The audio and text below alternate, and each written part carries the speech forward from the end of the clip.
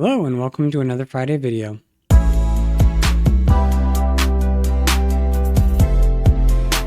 name is Justin, and if you're new here, I make videos every week where I go through my budgeting process and I'll walk and talk you through what I'm thinking, why I'm putting my dollars where I'm putting them, and overall just showing you how easy and simple budgeting can be. I use a program called YNAB. It stands for You Need a Budget. That's what's surrounding me right now. And this week is a non-payday week. I get paid bi-weekly every other Wednesday.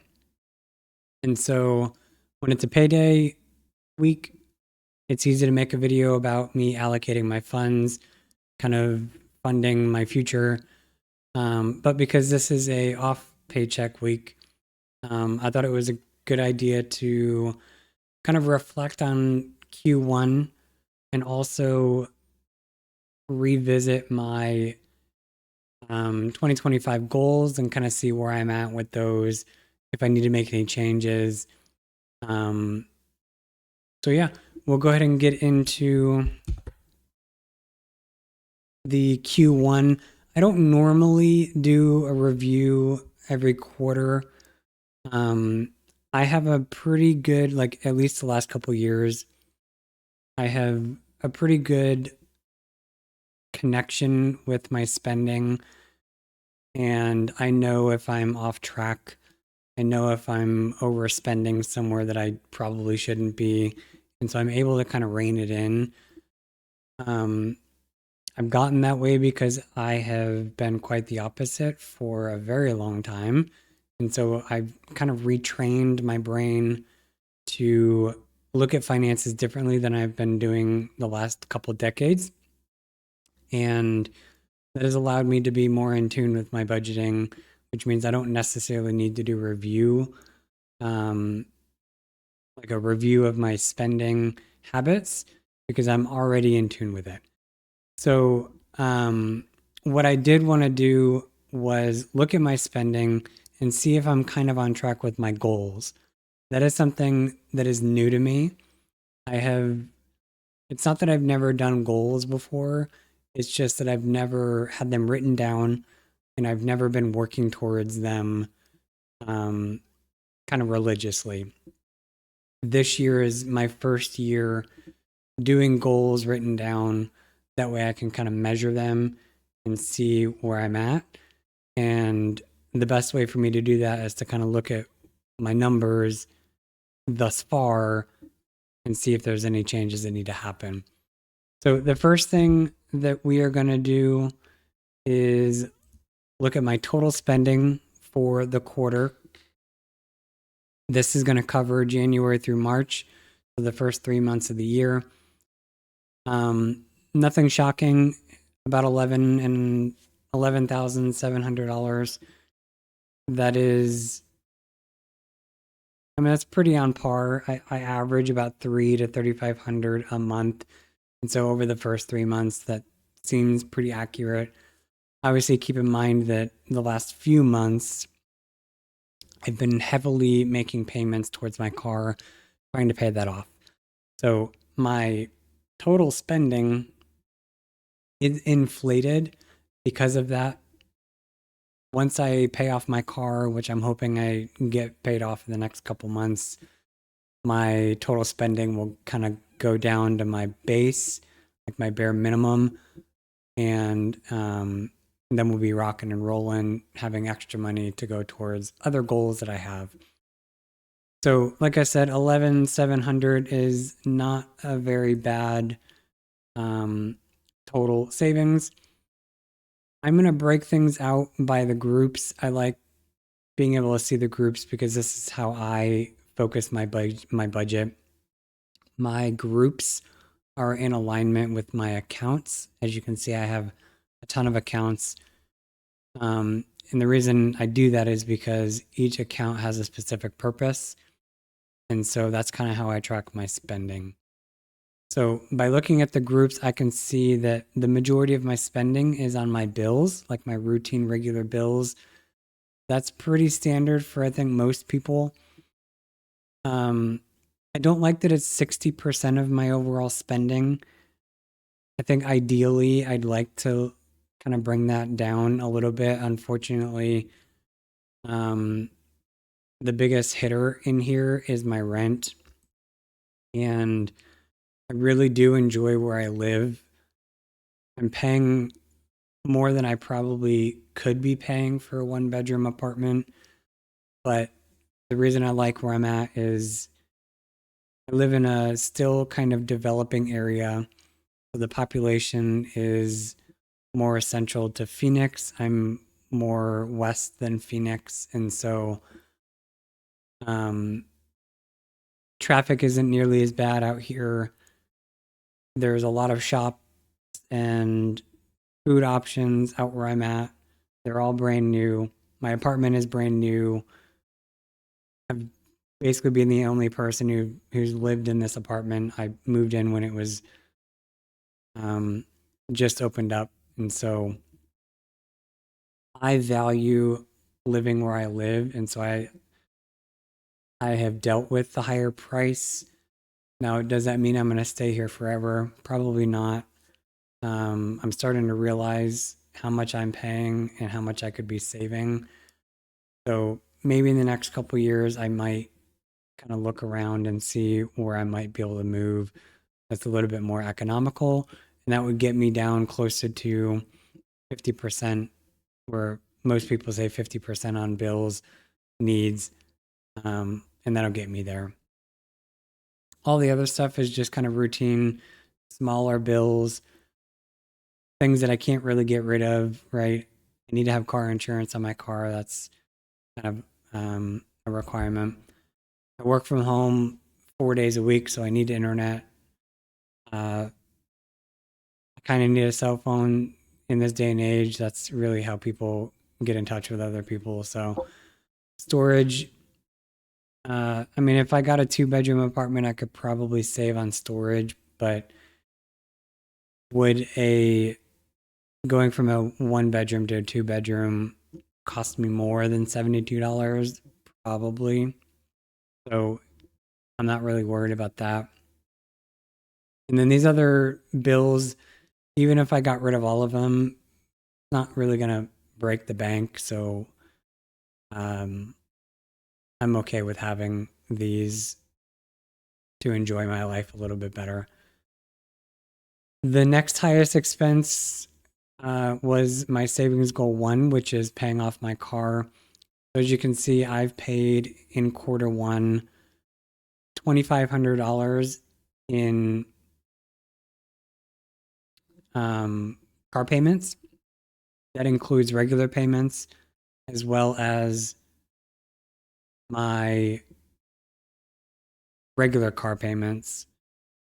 So $2,000 was a lump sum principal payment, and then over the last couple months, I've gotten about $500 towards the car. So that's pretty average there.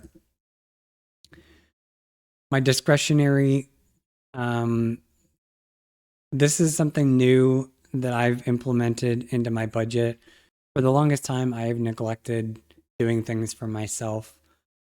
I have viewed discretionary spending as a sin because, as you can see, I've spent $762 on that. In the past, I would be like, okay, well, I could have used that to pay off my car a little bit more. But the joy that I get from being able to use money that I set aside to do whatever I feel like um, brings me a lot of joy. And I have noticed a, a major difference in my happiness since creating this account and setting money aside to do things that I want to do, haven't been doing in a while, or just to grow a little savings up for a larger purchase. So discretionary, that is the third highest. That is something that I I kind of make a point to spend regularly, unless I'm saving for something large, which I really haven't done that yet. So yeah, I'm happy where that's at. Gas and grocery.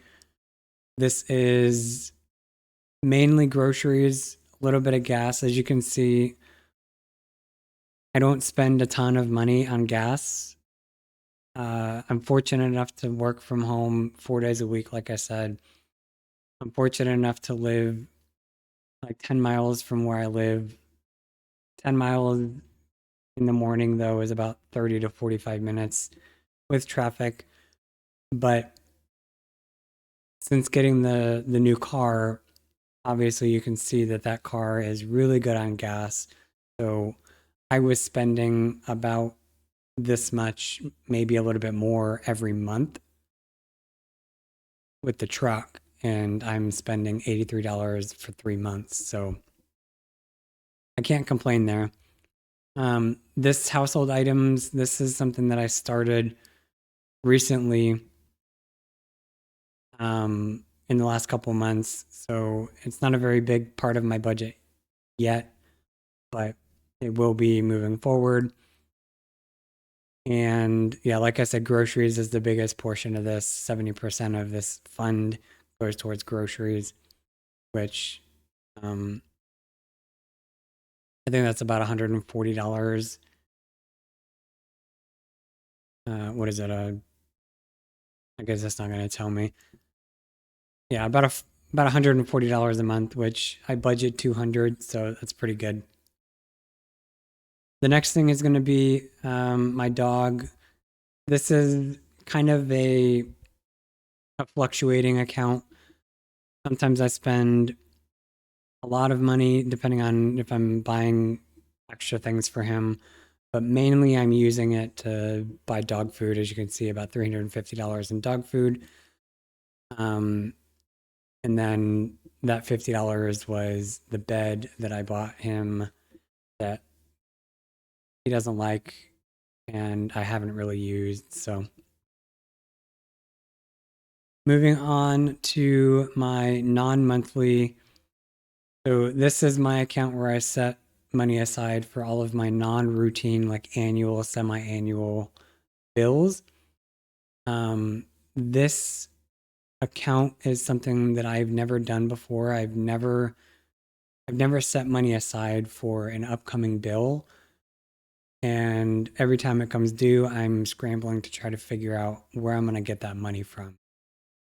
So going into 2025, one of my goals was to not have routine bills creep up and shock me. And so I implemented this account to save every month towards those bills that I know are going to be coming at some point throughout the year.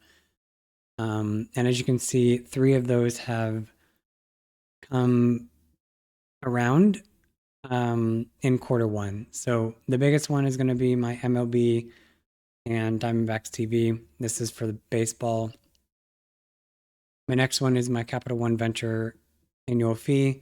This is a new expense. I just recently got this card. And then taxes. I owed on federal taxes. I knew that I was going to owe, and so I kind of set some money aside to pay that bill when it came due. Again, so it didn't surprise me. And then my last and smallest is it my smallest? Yeah, it actually is my power and utilities.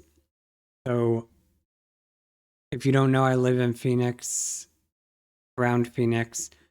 It is excruciatingly hot during the summer. It's been a very, very warm spring. We've already had a couple days in the hundreds already.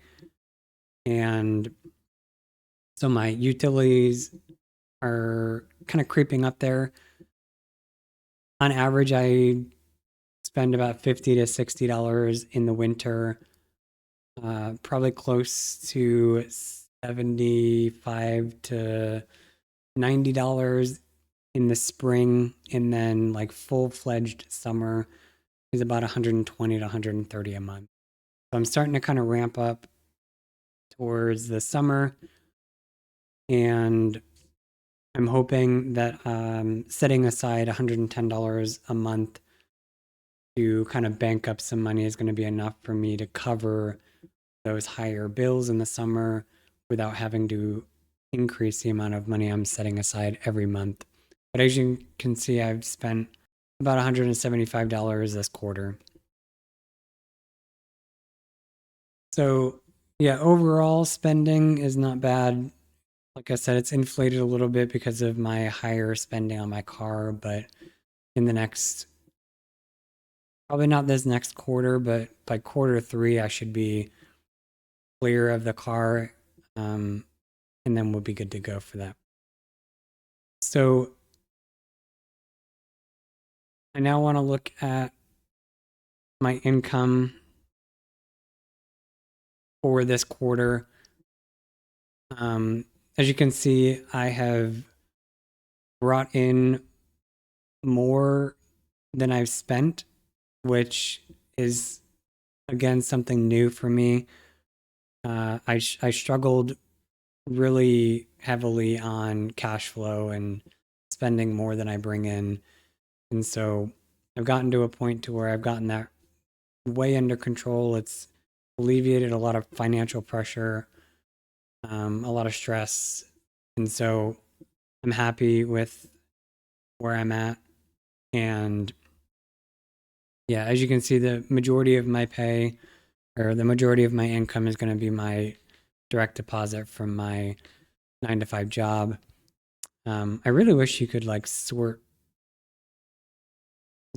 these by totals, but the next highest is going to be my plasma donations. And then a close third is going to be my tax refund. And then everything else is kind of nominal. This $500, that's a non-standard refund from when I traded in my truck. And so I'm appreciative of that. Bank bonuses is also something new at $600. I might do another bank bonus or maybe 2 more bank bonuses this year. So we'll see. But those typically pay out. It takes months for those to pay out. And so it's really not going to benefit me towards my car. I'll probably have my car paid off before I get any bonus in the future. So yeah, that's just something I did for a little extra income. So now what I want to do is I want to go over my goals. I want to recap my goals for 2025 and assess where I'm at on them given the information that I've just put out there in terms of my spending and my income. So my number one goal was to pay off my car. My goal was to pay off the car this year before December or by the end of December. Kind of like a sub goal I had was to pay it off by this summer, being August. I'm still on track to do that. So we'll see. But as you can see, I've spent $2,500 towards my car. Whereas if I had just only done regular car payments, that would have been like less than $1,000 at $250 a month. So I have taken my car loan from $13,000 to currently I'm at like $8,500. So a significant drop. Obviously, part of that is going to be a payment that I made in quarter two, which is not reflected in this spending breakdown. But I say that to say that I'm making strides towards getting it paid off. And I've been tracking my payments, and it looks like I'm still going to be on track to pay it off probably in June or July. So I'm excited for that. My second goal was to get a emergency fund of $2,500 by the end of the year. This is something that I did I implemented or am going to be implementing in a 2-phase setup. I knew that my first priority, or my biggest priority, was my car. And so I decided to put $1,000 in my emergency fund before I started paying off the car. And so that's why I didn't really start making big payments until February and March. But I've got the $1,000 in there. It's still sitting in that account, gaining a little bit of interest. So it's got $1,000 and $1,007 in there. But once I pay off my car, my goal is to now move towards that that emergency fund goal. I will say I don't think $2,500 is going to cut it. My average monthly spending is about $3,000 to $3,500, and that is on a baseline. So me not spending an exorbitant amount on discretionary spending or technology stuff like that. So that doesn't even cover one full month of bills if something were to happen. So I think I'm probably going to need to adjust that number. If not, make it 3,500. In the near future, I do want to assess to see if it's going to be possible for me to get it to at least a 3-month emergency fund.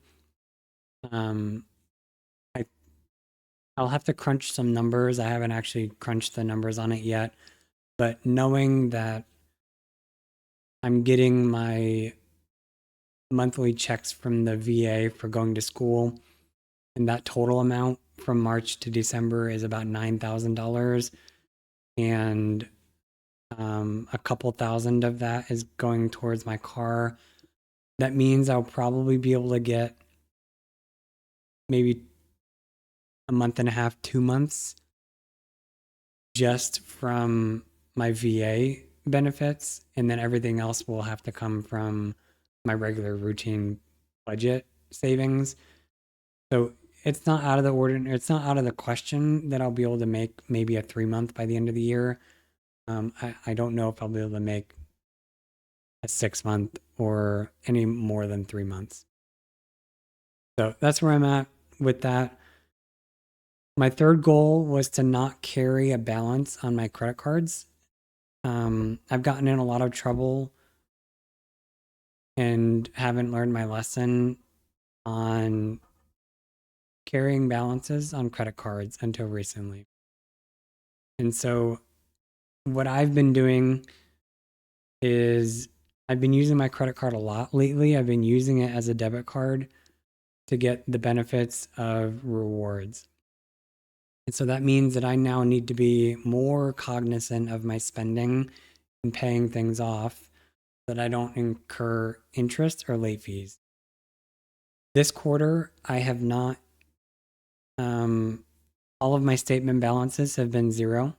So as you can see in this graph, and if you're not familiar with this graph, this is one of the only toolkit graphs that I have looked at. And this is just to look at this particular goal, is to see my balances for all of my credit cards. So I have all 3 of my credit cards. You can see all 3 of them here. I just grouped them together as one balance. As you can see, the most that I'm carrying a balance is maybe a couple days, as opposed to weeks or months. The reason it's days and not like instant like this one here is because I don't want to be making a ton of payments. And so I usually make a payment when all of my bills that are charged clear, and then I can pay the, basically the account balance at that time. And so it usually takes a couple days for all of the transactions that I've made leading up to this point to clear and allow me to pay that in full. I will say that this is something I'm really proud of. If I had my Monarch data I would be able to show you like the months and the years that I had thousands and thousands of dollars in balances that I've carried, which accounted for probably thousands of dollars in interest. Now that I've gotten my head on straight, I understand the consequences of using a credit card the incorrect way. I'm able to avoid any fees by just paying things off right away. So, like I said, I'm super proud of this goal. Um, this is, I think I made mention to this in my video that I actually did my goals in. This is going to be a reoccurring goal until I am satisfied with my ability to not have to think about not carrying a balance. So this might be a goal probably for a couple years until I kind of like get myself into a position where I don't have to worry about using credit card incorrectly. So yeah, I'm super happy there. Goal 4 is no surprise routine bills. There has not been a bill that is on my way that I haven't been able to pay. There are no bills in the future that I know are going to be coming that I don't anticipate being able to pay when it's due. And part of that is because of my implementation of my non-monthly account that I throw all of my money that's going towards bills that are routine but not monthly. So things like credit card annual fees, subscriptions for things that are only paid annually, like YNAB and my MLB stuff, car registration, all of that. As you can see, I'm on track. I have no reservations about being able to pay these bills when they come due because YNAB makes it super simple to know exactly how much money you need to put aside each month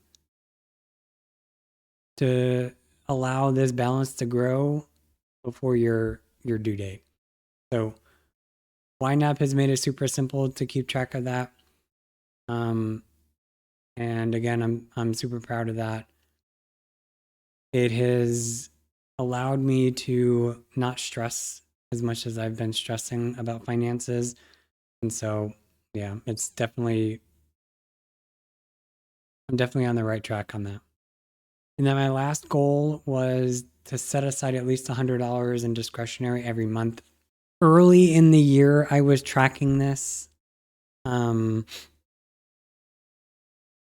However, I've stopped kind of tracking it just because I know that I'm putting in more than $100 a month because currently I think I'm putting, let me see. I think I'm putting $50 every paycheck. If I can find my Discord. Yeah, so I'm putting $50 every paycheck, which in most months equates to $100 a month because I get paid twice a month. However, there are 2 months of the year where I get 3 paychecks. And so for those months, I will be putting $150 in. So yeah, I'm definitely not worried. And actually I can probably use this to see.